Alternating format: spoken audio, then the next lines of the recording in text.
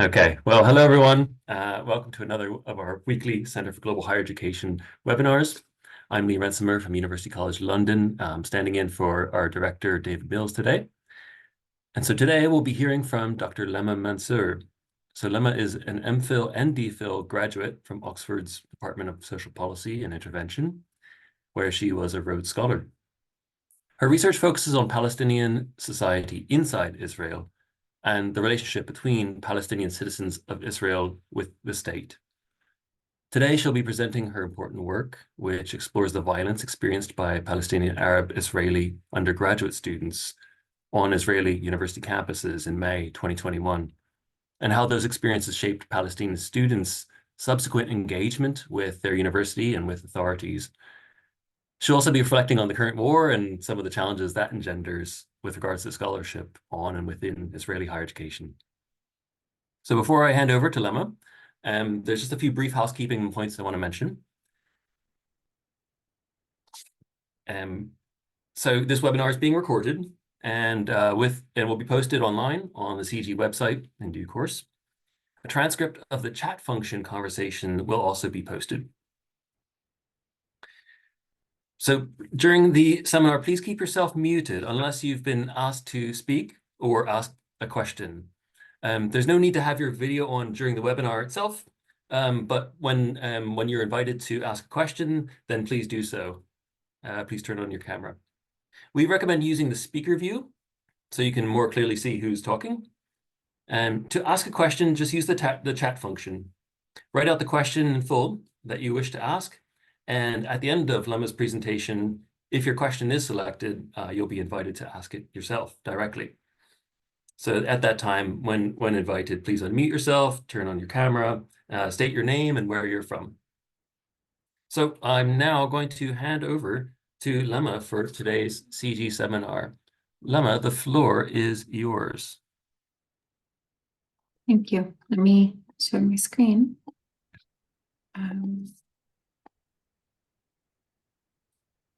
Hopefully you can see that. I can. Okay, great. Thank you so much for having me. I'm happy to be presenting my research to you today. I would like to just take a moment to acknowledge that while I will be speaking about Palestinian citizens of Israel today, as was said before, our eyes and actions should be geared towards Gaza and stopping the atrocities that are committed there every day. There are no universities left in Gaza, and that should shake us all to our core and move us into action. So just kind of acknowledging that in the beginning. The title of my presentation today is Echoes of Violence in the Halls of Academia. So Palestinian Arab Israeli students during the May 2021 events and beyond. So I will be presenting research that I conducted about those events, the May 2021 events in Palestine, Israel, but I will also try to tease out some implications for thinking about current events. Oop, sorry. Okay, first let's define some terms. Who are Palestinian Arab citizens of Israel? Palestinian Arab citizens of Israel are those Palestinians who in 1948, during the war, managed to stay within the borders of what became Israel and received its citizenship. So we are not talking about Palestinians in the West Bank or in Gaza, but those who are Israeli citizens. You will also hear this group being named various terminologies: Arab Israelis, 48 Arabs, Palestinians of the interior, Palestinians inside the Green Line, and even more terminologies. And each of these terminologies carries different connotations and kind of underlying assumptions.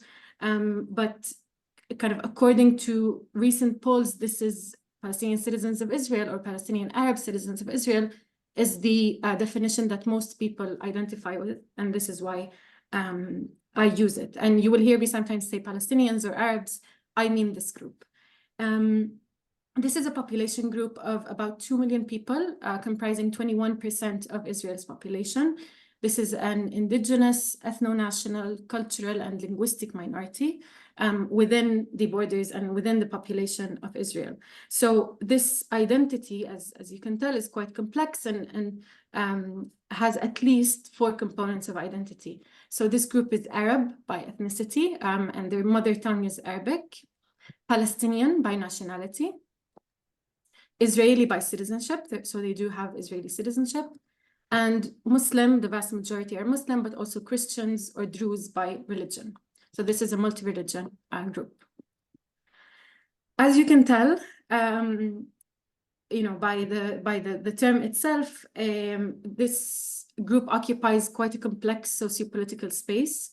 They are citizens of a country at war with their national group, and this leads to perceptions among the Israeli public, at least from one side, of Palestinian citizens of Israel as being a fifth column. And fifth column just means a threat of the state from within, a threat to the state from within. So Palestinian citizens of Israel are formally citizens of the state, but they experience discrimination in all areas of life, leading to worse indicators in health, in economy, in education, and so on and so forth. In almost every indicator, you will see lower outcomes. For examples, in the graph in front of you, Arab localities are overrepresented in the lowest tiers of socioeconomic status. So you can see from 1 to 10, 10 being the highest socioeconomic tier. So in the 10th and 9th, the highest two socioeconomic tiers, you won't find any Arab cities or Arab localities, and a lot of overrepresentation in the lowest. And you might be wondering, like, Arab localities, Jewish localities, the Israeli society is a very deeply divided society. There are high levels of separation in Israel. Palestinian Arabs and Jewish Israelis tend to live in separate localities or even streets. So even in the 8 mixed cities in Israel, Arabs and Jews tend to live in different neighborhoods, or, as I said, even streets. This is also the case for the education system, the K-12 education system. There is a separate Arabic-speaking K-12 education track, which is also underfunded, tends to underperform in various indicators. However, simultaneously, there is strong motivation to pursue advanced education in Israel, because it is viewed as the only way for upward mobility, both kind of in an individual sense, but also in a collective sense. That this is an asset that cannot be taken away. It's perceived as the way to survive. Yeah. And we can see that in the incredible increase in the enrollment rates of Palestinian Arab Israeli students in Israeli higher education. So in the last 10 years, we've seen almost a doubling in numbers and percentages. And so, but what is the climate like at these campuses for Palestinian Israeli students? We've seen them increasingly getting into Israeli higher education institutions. What's the climate like? Due to the separation and division that exists in the country, higher education is likely the first point of prolonged contact between Jewish Israelis and Arab Palestinians. And the campus is often perceived as foreign, often hostile environment by Palestinian Arab Israeli students. So there's minimal usage of Arabic and Arab cultural references. The language is mostly done in Hebrew. Vast majority is done. The exceptions are done in Arabic.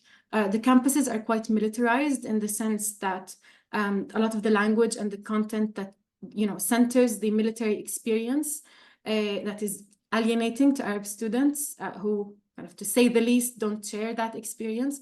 Arab Palestinian citizens of Israel do not inscript in the army, do not have to inscript in the army. So that's kind of the atmosphere in the campuses. And just to share some statistics, around half of Arab Palestinian students report experiencing discrimination on campus, whether by other students, by faculty members, by administrative staff members, and so on. 72% do not feel that their institution is a fair place, and 68% do not feel that their institution's decisions are inclusive. So the events of May 2021, obviously with these events, I could go into a lot of detail, but I will very briefly outline things that are relevant to the presentation today. The violence of May 2021 erupted over 2 main flashpoints. The first is the forced eviction or the threat of forced eviction of Palestinian families from Sheikh Jarrah in East Jerusalem, and increased settler violence in Jerusalem and elsewhere, and restrictions on Muslim worshippers' access to Al-Aqsa Mosque and Damascus Gate during Ramadan. And then there were these escalated into repeated raids into the mosque between the 6th and the 10th of May. These two issues then led to Hamas firing rockets into Israel and Israel retaliating with an airstrikes campaign on the Gaza Strip that lasted for 11 days, causing untold damage and loss. Now, inside of Israel, an unprecedented numbers of Palestinians were, came out in support and in protests in support of Jerusalem and Gaza, accompanied by intense social media campaigning, wide dissemination of political content. These protests quickly turned violent and deadly, intensifying clashes between Palestinian Arab citizens, Jewish Israelis, and the Israeli police. This was particularly intense in mixed cities such as Akka, Haifa, Yafa, Lid, of course. And according to Amnesty International, Israeli police responded to the protesters harshly, using unnecessary and excessive force. 2 people died in these protests, one in Lid, one in al-Fahim. Both cases were closed with no indictments. A lot more protests happened. There was widespread looting and rioting. And then as soon as the events finished, there was a campaign, and even during the events, but there was a huge campaign of arrests to crack down on Palestinian Arab protesters, which some of these cases are still going on until today. So my research question was, how did Palestinian Arab students in Israeli universities experience these events, the events of May 2021? Why the focus on students? Because my DPhil focused on students, but also because young people, and specifically students, played a key role in these events and in the protest movement. And being in one of the only mixed spaces in Israel, they were some of the most vulnerable to tensions and to violence. To answer this question, I adopted a constructivist grounded theory approach, which is an open-ended, iterative approach which acknowledges my role as a researcher. And the main aim of constructivist grounded theory is to try to construct theory. So while sampling, that is the purpose, rather than reaching a sample that's demographically representative. So basically, you look for participants who can help you develop your emerging theory. I recruited participants using social media channels and snowballing. However, I should note that it was quite difficult to recruit interviewees because of how sensitive the research question is. Someone who I interviewed at the end of the interview told me, I wouldn't have done this if it wasn't important to me, that she hesitated to sign up to be interviewed because of just how traumatic that period was for her. I conducted 20 interviews overall between May and September 2023. I had 12 students, 5 academics, and 3 members of civil society organizations. This was not a group that I had intended to interview in the beginning, but from the interviews, these organizations emerged as key actors during these events. So I included them as well. The main interview question was, tell me what you remember from the events of May 2021. And then I had various prompts, and those changed as the interviews progressed. So this includes, emotions during these events, the response of the university, and so on and so forth. The aim was to gain insight into students' experiences, the narratives constructed around them, not necessarily to figure out what really happened, but rather how they viewed those experiences. I interviewed in batches of 3, so I would interview 3 people and then pause, transcribe and analyze the data, and then shape the next 3 interviews accordingly. And kind of this is what the analysis looked like. I started with something that looks like this. This was the kind of medium stage, and I ended up with that graph, which I will talk about in detail now. Very briefly, I will reflect a little bit on my positionality in conducting this work. I'm a Palestinian citizen of Israel myself. I grew up in Nazareth, studied at the University of Haifa for my undergraduate degree, and that impacts how I approach this topic.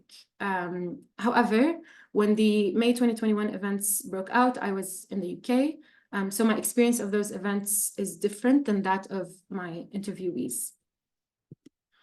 Additionally, as you might have noticed in the timeline of the interviews, I finished interviewing just before October 7th. So I actually had one more interview scheduled, but then had to cancel it. And so I was in the process of writing this analysis when the war broke out. And there's lots to be said about the experience of engaging in this type of work during war. But I will highlight some questions that I reflected on and struggled through throughout this process, and that have broadened my view of what reflexivity in research is. And I kind of offer them to you for your reflection. You know, the main question was how to write about the violence of 2021 while, you know, in the midst of the violence of 2023 and 2024, with all the differences and similarities between those two. How to distinguish between my own emotions and those experienced to me by the interviewees.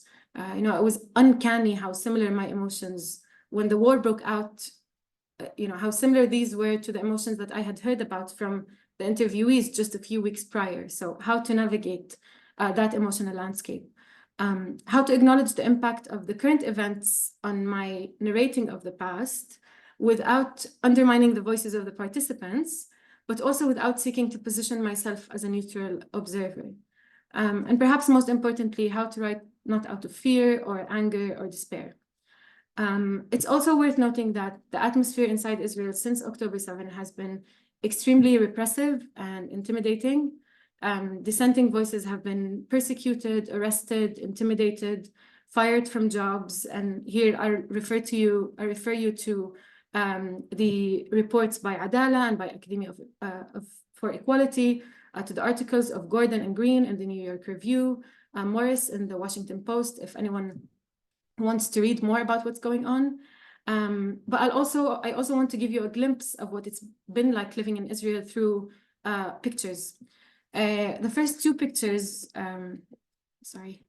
these two pictures are signs that I took pictures of while I was in a walk in the neighborhood right above mine where I live. The first one on the left side says, "We win, we control, we settle." The second one says, "Finish them, Am Israel Chai," which means the people of Israel live. This third picture is one I took in Jerusalem. I was in a library writing up my doctoral dissertation, and this person sat next to me with the rifle on their lap, and kind of the rifle was kind of directed in my general direction. So this is just a glimpse of what life has been like in Israel in the past few months. And to capture these questions and this experience of researching in this environment of growing extreme nationalism and repression, I'm experimenting with this term research under qahr. And qahr is an Arabic word that is used in two ways. First is the act of qahr, which means to subjugate or to subdue, kind of this systemic persecution and crackdown and dissent that I just talked about. So the persecution that academics are under when they speak up against the state. But the second kind of use of that word is the feeling of being under qahr, of being makhur, which is kind of this mixture of grief, of anger, of helplessness, all while being unable to express those emotions. So the question that I want to kind of ask using this term is, what kinds of knowledge can one produce under such conditions with such emotions? How are our research processes impacted by living in this militarized, highly nationalistic environment? And maybe we could unpack this further in the Q&A, but for now, I'll turn back to the findings of the research paper. Using the interviews I conducted with the students, the academics, and the staff members of civil society organizations, I constructed this model. The main premise is that in May 2021, set against the backdrop of local and global socio-historical events, so COVID-19, Black Lives Matter, so on, Palestinian Arab students experienced violence in a way that set off this host of emotional, social, political processes. I will specify each of these categories and demonstrate them using quotes, mainly from students, but also from other types of interviewees. And I will try to weave some reflections and parallels with current events throughout the rest of this presentation. So first, the experience of violence. First, there was a looming threat of violence that, was accompanied students during these events, and the proximity of this violence was unnerving. So one student said, "I was so afraid. I was afraid for my brothers whenever they left the house. Everyone was checking in on everyone. There was the street I passed by. The next day it was reported there was a lynching attack at the same spot. It could have been me." So this proximity to violence. And because of this proximity to violence, a lot of students had to take self-protective measures. So one student told me that she would not answer her phone if she was on public transportation, because then she would have to speak in Arabic and she would out herself as an Arab. Another student told me that she wears a hijab, and during those events, when she traveled to Jewish areas, she would wear her hijab differently as to not show that she's Arab, that she's Palestinian. And these measures were not taken with, easily. These were taken with an immense amount of discomfort and pain. These students are proud of their identity. It hurt them to have to conceal it in this way, but they were very afraid and insecure, felt very insecure. The second aspect of the experience of violence is direct physical and verbal violence. So in protests, the police arrested so many people, they beat so many people, it kept escalating, grenades, rubber bullets, skunk water. This student was telling me, "I was shocked. I had been to protests before, but never with clashes as violent as this. I used to see this kind of thing on social media. But when it happens right next to you, you understand that it can happen to anyone. Doesn't matter if you're a student or a child or whatever. As long as you're a Palestinian, you're a target." And the second kind of way that violence manifested itself is online targeting by extremist groups. And we saw this accelerating in the current war. So the staff member of a civil society organization told me, on social media, extremist groups would take someone's name and where they live and incite against them, to hurt them, physically harm them. They would say this person protested or raised the flag or wrote something on Facebook, and they would incite the universities against the students, pressure them to take disciplinary action. They would go to students' employers, tell them you have an employee who was protesting. In the current round of war, we have as many as 160 students facing disciplinary action by their universities for social media expression. So we saw the start in 2021, and we've seen the continuation now. Again, I refer you to reports by Adala and by Academia for Equality. The third aspect of the experience of violence is vicarious violence. So meaning to hear about, see content of violence being done to your people. One student told me, "I saw this video of a father pulling his child out of the rubble. I started weeping like a baby. I don't remember ever watching a video and instantly crying that way. Just this wave of sadness over our people, what's happening to us." And social media here really worked as a double-edged sword, because on the one hand, it helped students to mobilize, to raise awareness, to feel like they're active, but at the same time, incredibly violent content that they saw and had to deal with. And when I suggested to one student, what about taking a break? What did you think of that? She told me, "People in Gaza are being bombed and I can't handle my feelings being bombed." So this feeling of responsibility of having to do something. Yes, raising awareness, even that you feel that is not enough. You see people dying. I don't want to start crying now, but it was very difficult. So there was this kind of cycle of anger, of sadness, of guilt, of helplessness that was just feeding into each other. And again, here we're speaking about events that lasted a few weeks. The current war has been going on for months. So, you know, thinking about what's the impact of that on people's psyches. The second category is this concretization of the struggle. By this, I mean the experience of violence for these students concretized the wider ethno-national struggle for them, meaning that it was made palpable in students' lives. Usually it's more implicit, more insidious, but now it became really palpable. So one student told me the chaos reached us. It was under all our houses. It was bizarre to suddenly hear the sound of bombing, hear that there's a fire here, and police officers there, a helicopter above our houses. It truly felt like what was happening in Sheikh Jarrah was happening in my village too. And in this process of concretization, there are three interconnected processes that I will very briefly outline. The first one is this realization of different realities, this gap between Jewish Israeli students and Arab Palestinian students. This student talked to me about, you know, finishing her lectures, going to a protest because she's sitting, as she's saying, I've been sitting for 6 hours with people who are talking about how they're reservists and they're going to Gaza. And I can see on their Instagram where they did their military service. Going to the protest was one way to let out some of the anger, but it also put me even more on the ground in reality, where it was even worse than you thought. How do they expect me to go to a lecture the next morning and want to learn? So this really big gap that was widening even further between Jewish Israeli students and Palestinian Arab students on the same desks of higher education. And then the return to campuses after the ceasefire between Hamas and Israel really posed challenges and further widened the gap. Because Palestinian communities were still very unstable, while the Israeli public has mostly moved on. Another student said, after the ceasefire in Gaza, universities returned to normal. The Jewish Israeli students returned because for them, the danger went away. But for us, it was very difficult because there was still people protesting and getting arrested. In our city, she means Al-Fahim, there was a young man who was shot and killed. So the events were very tangible. I remember we were at a funeral, a very big funeral, around 50,000 people. And at the same time, I had a physiology lecture. It felt like two separate worlds. And this concretization led students to rethink their identity, their political identities.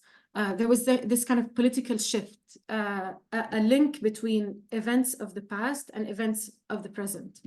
And so, for example, in the second quote, it says, my perspective changed a lot. In the past, when I thought of Land Day or the Intifada, I thought in terms unrelated to me. The state was racist, not that it still is.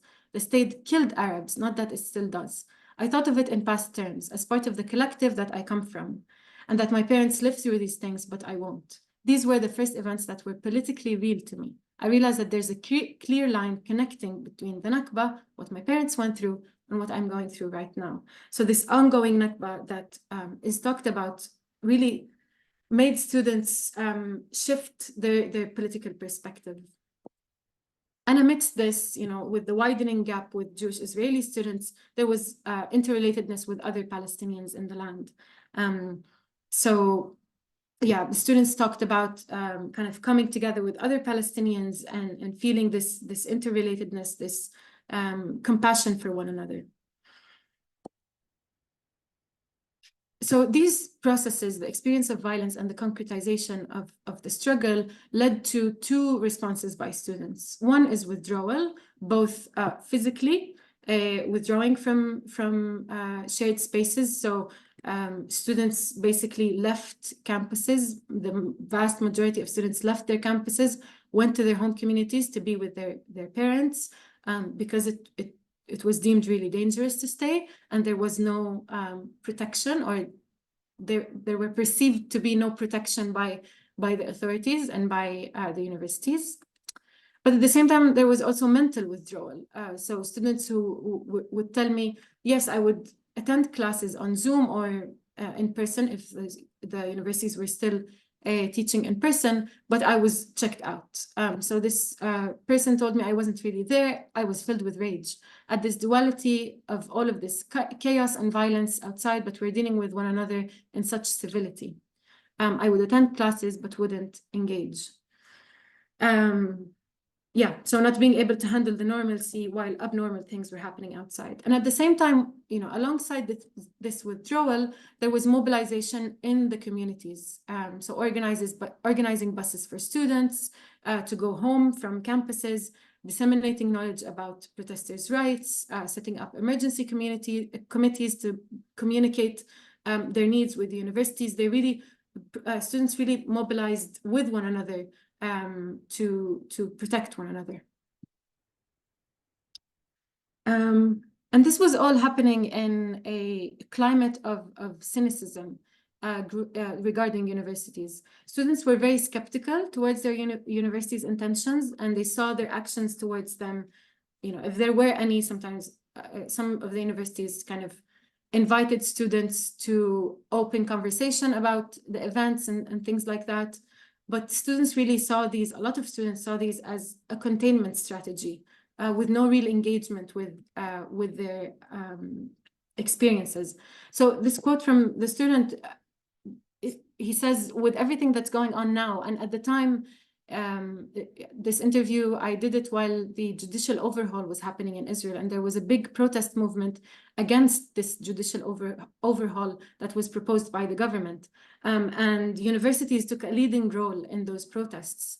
And this is what this student is referring to. He says, it's very clear to me that no one cares about us. It's so funny that academia now is so recruited to the fight for democracy. You realize how much hypocrisy there is. If you're so democratic and enlightened as you claim, equality is such a core value to you, where have you been in the past 70 years? You start to understand there isn't a place for you. Your struggles are not part of the collective awareness.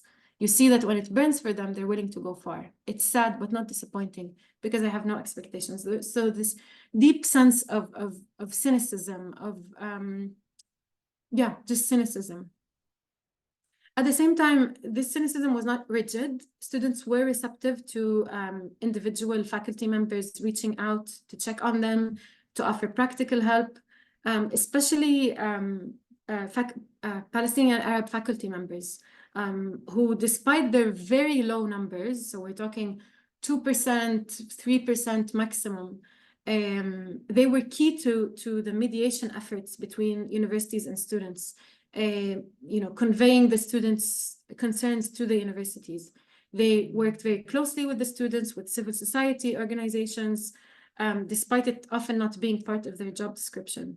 These lectures, their presence, it was very comforting to the students, and students frequently reached out to Palestinian faculty members, even if they were not personally taught by them. And it should be said that this responsibility weighed very heavily on lecturers who, in addition to worrying about their own safety and their children's safety, they also had limited ability to help students. So maybe that's a research project on its own. So again, to see kind of the whole picture, this is the model: experience of violence, concretization of ethno-national struggle, trust and distrust in university and faculty, and withdrawal and mobilization in the context of global and local socio-historical events. I'll offer just a few, I know we're almost on time, so I'll offer just a few points to think about these findings. First, in terms of this shift in identity that I noted, we know from political psychology literature that components of identity that are under threat tend to be amplified. So this is to be expected. But whether this shift will solidify and represent a new political generation remains to be seen, especially with current events. Second, an important contribution from this research, I think, is that violence permeates campuses and could even originate from them. We sometimes have this view of universities as isolated entities, but this is simply not the case, especially in a place as volatile, let's say, as Israel-Palestine. And these cycles of fear, of anger, of guilt, of helplessness, of cynicism, will just continue to grow more and more if nothing is done, if nothing proactive is done by the universities and by authorities. And the direct violence may subside. So in 2021, the direct violence ended on some levels, but the processes triggered by it continue. And we saw that the cynicism only, grew more and more. The skepticism grew more and more. Yeah. And sometimes, universities and faculty members say, oh, but, what we say doesn't matter. We're only a university. I think what this research shows that actions of universities and faculty members do matter, and students do pay very close attention to them, and make and draw conclusions. Some questions for further reflection. Maybe 2021 was a precursor to 2023, 2024. I mentioned this briefly in terms of the online targeting of universities taking disciplinary action towards students. In 2023 and 2024, we saw universities refer their own students to the police, and those students being arrested by the police because of social media posts. So my view is that the infrastructure for this was built in 2021, and then it was accelerated and used in 2023 and 2024. And yeah, as I said, Rabinovitz and Abu Bakr talk about that after the October 2000 events, so 24 years ago, those events represented a shift and represented a new political generation that rose after those events. Maybe the events of May 2021 and maybe in the current war today, maybe this represents a new political generation. It remains to be seen whether this is the case. Thank you so much for listening, and I'm happy to stay in contact.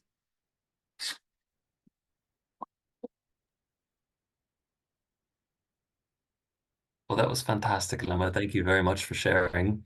No doubt it's difficult as a research topic for anyone, but especially for someone deeply a part of the community that they're researching. Certainly a lot of findings in there to unpack and interesting reflections that you make about, I think, higher education as in general, universities as spaces that we tend to think of as well, generative of safe spaces, unvested,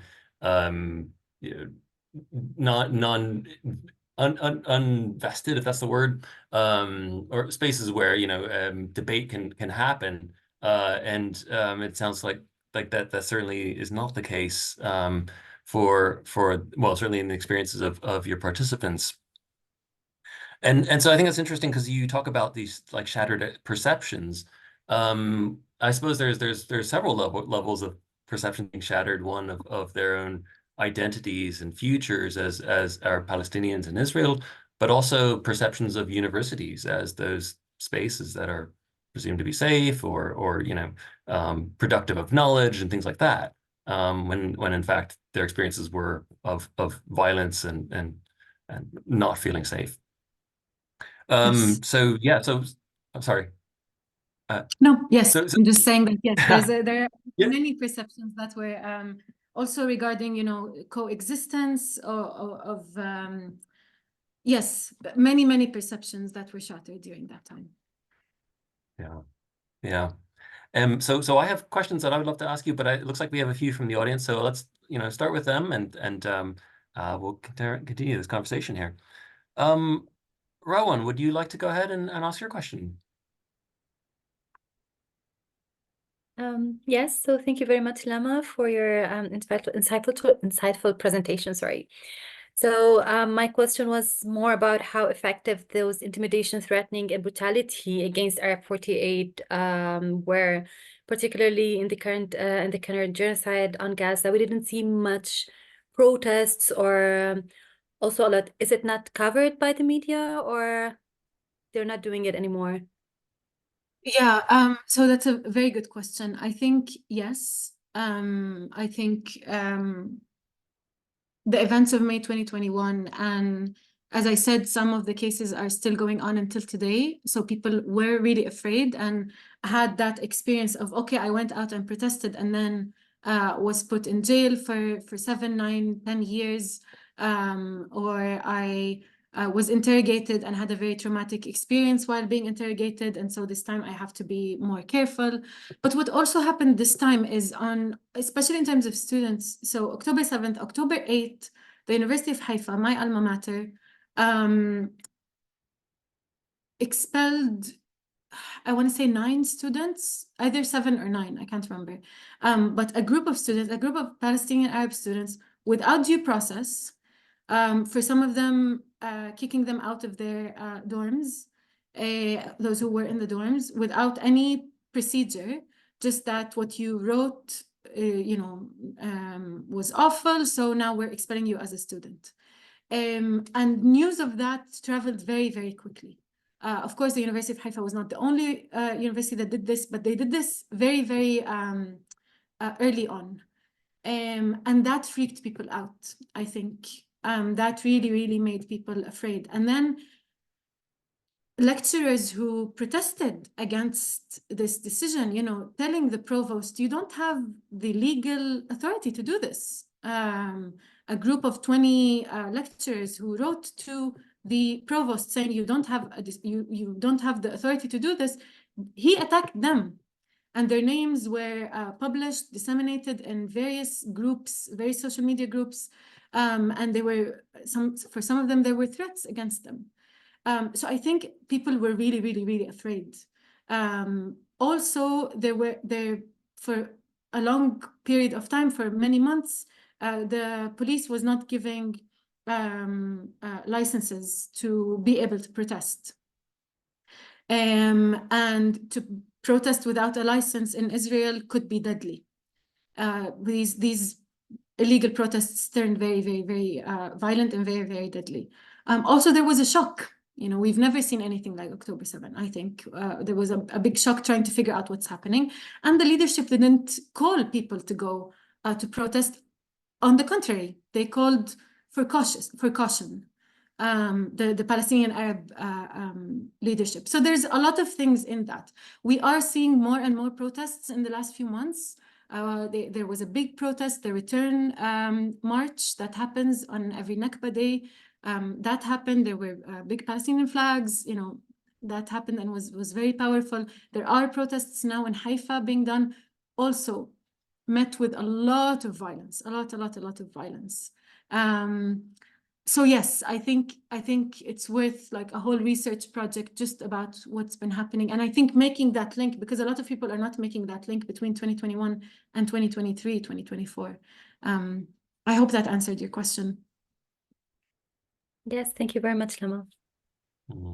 Yeah, right. Okay, so Elena, it looks like you have a question. Would you like to go ahead? Oh, okay, so she says she's unable to unmute. I'll read her question for you if that's okay. She asks, would you say Israeli university campuses play a part in creating anti-Palestine discourse within young people in Israel?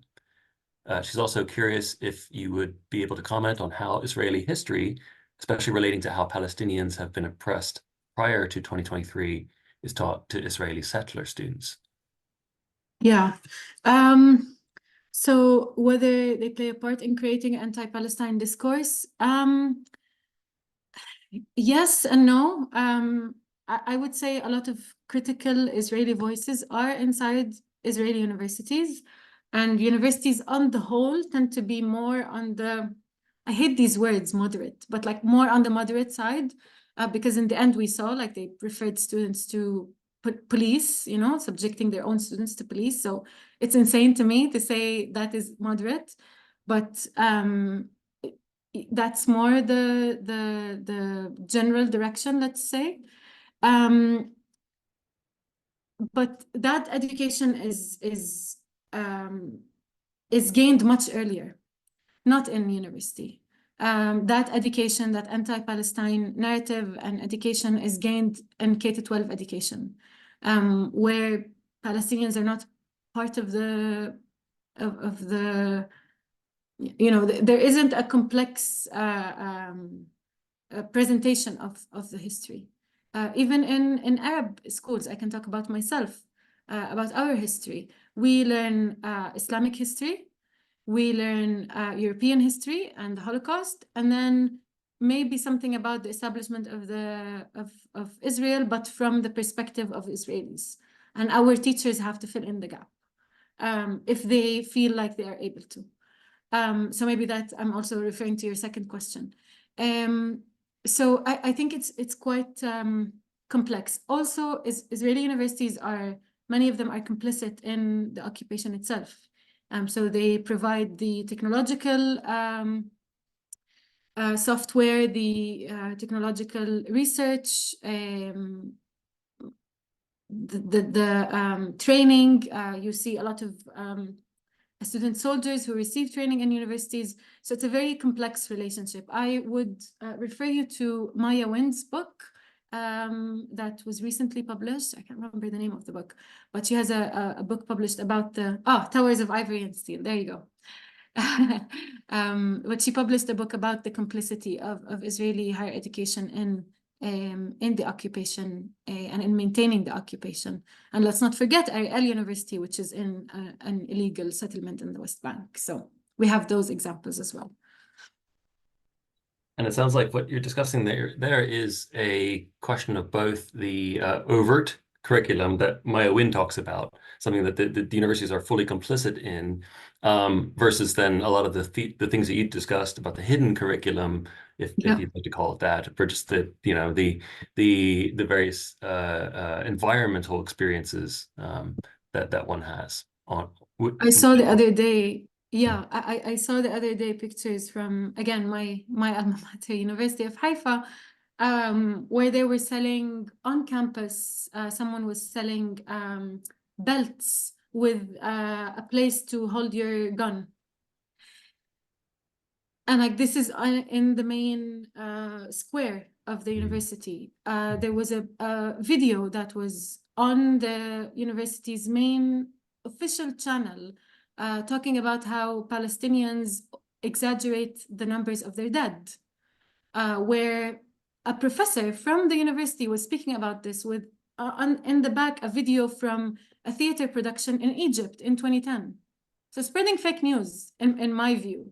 They took the video down after 5 days, but the damage is done. This trust between the student and the institution has been broken in so many different ways, and then you have inclusion initiatives.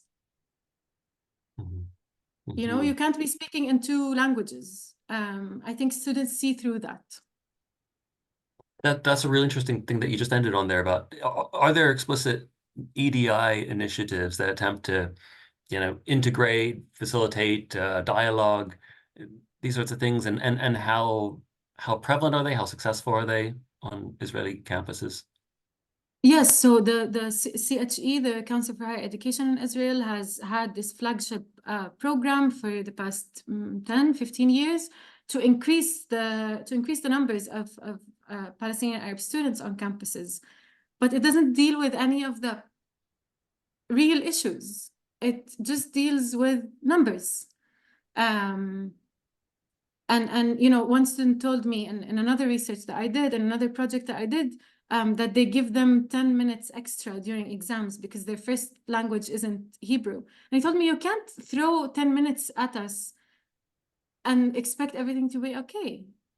So there are a lot of these like representation measures that are being taken, and okay, good, or I don't know if they're good, even if the real work isn't being done. So it's a huge issue. It's a huge issue.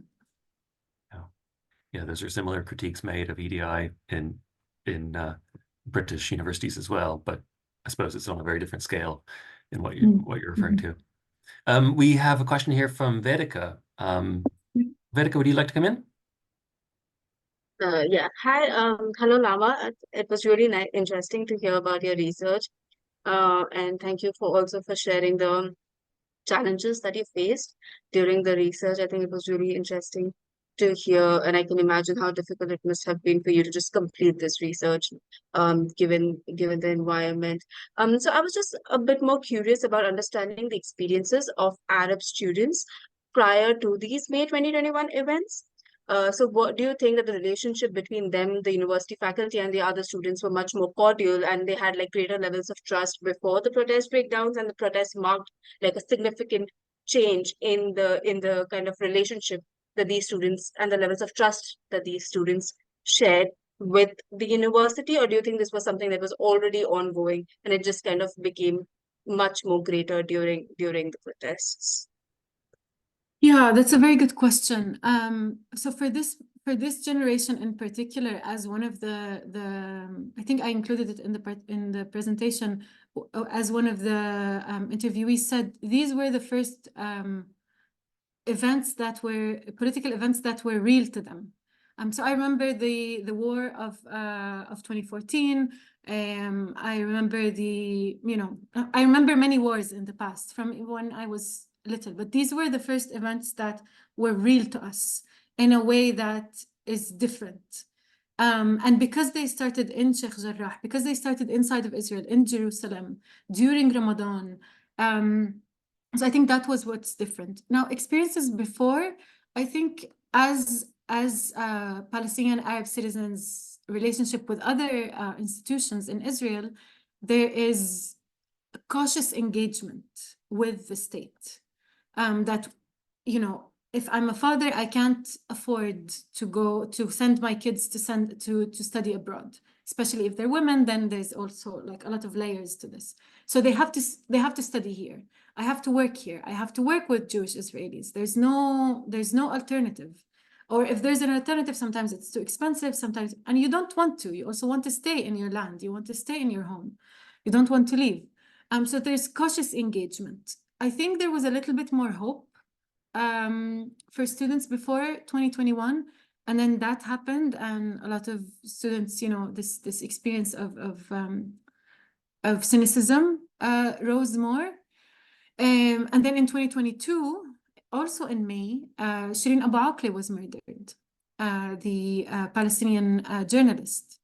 And that also carried weight and impacted students. And then again, 2023 with the war now. So I think it's just one thing after the other that is breaking any sense of shattering this perception of, oh, we can have coexistence while there's an occupation going on.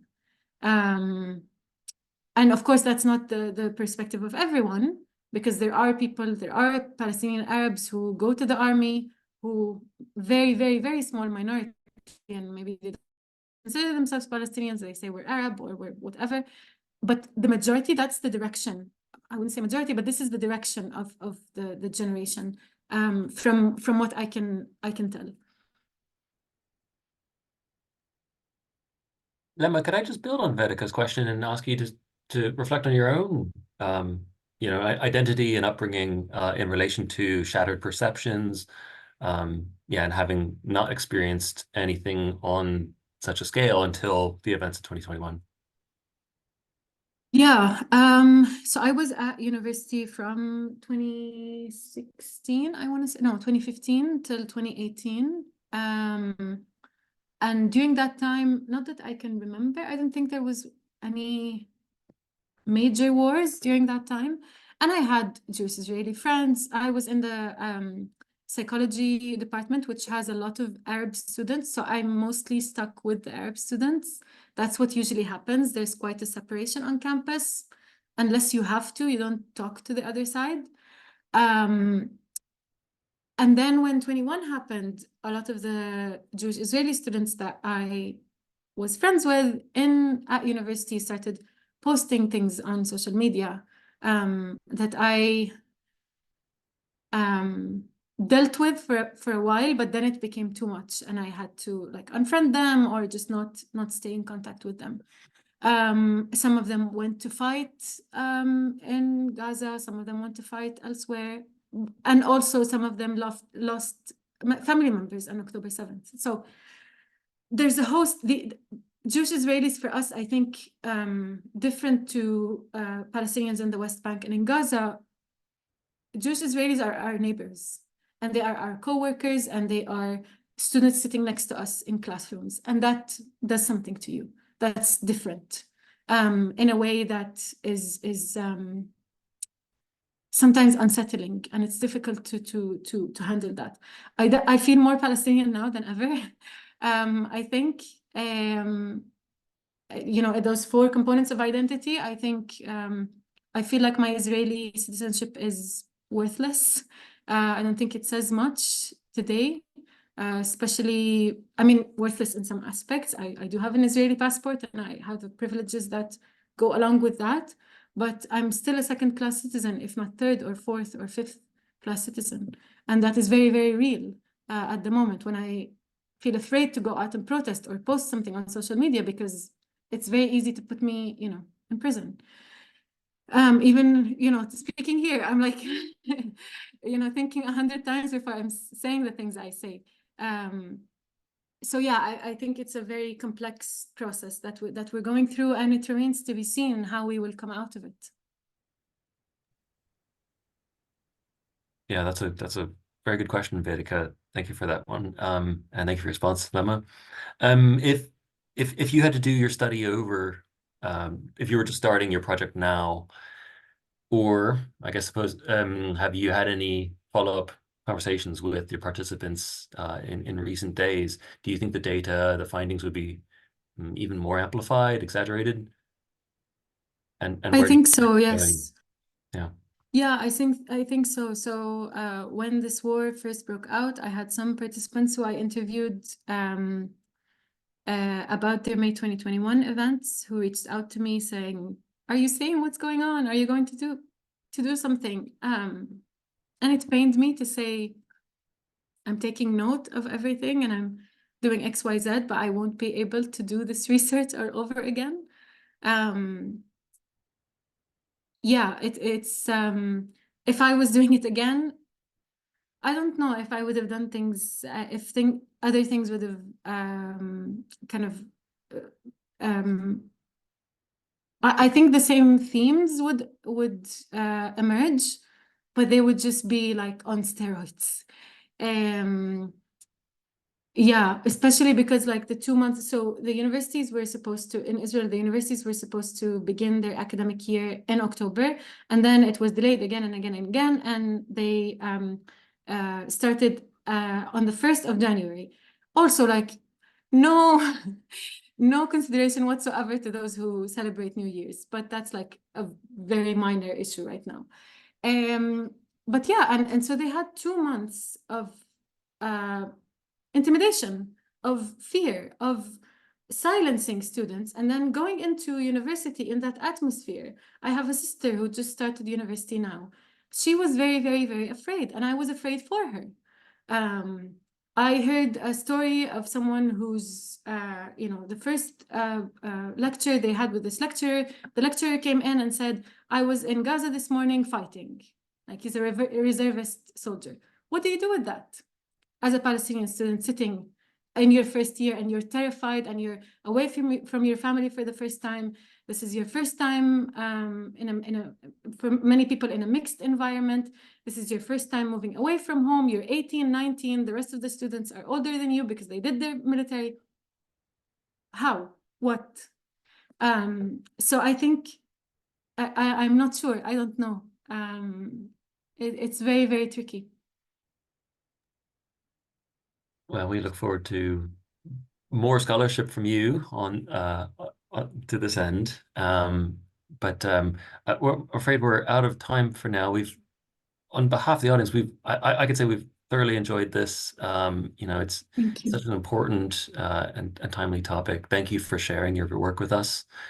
So we will shortly be posting the recording online for anyone who would like to share it with their networks. And I suppose, Lemma, you'll be publishing your results in the near future, is that right? Inshallah. Yes, God willing. Good, good. Okay, well, we look forward to that. Thank you, Thank you Lemma, so much. for your work and for sharing, and thank you to the audience for your participation. We'll see you next time. Okay, thank you. Bye for now.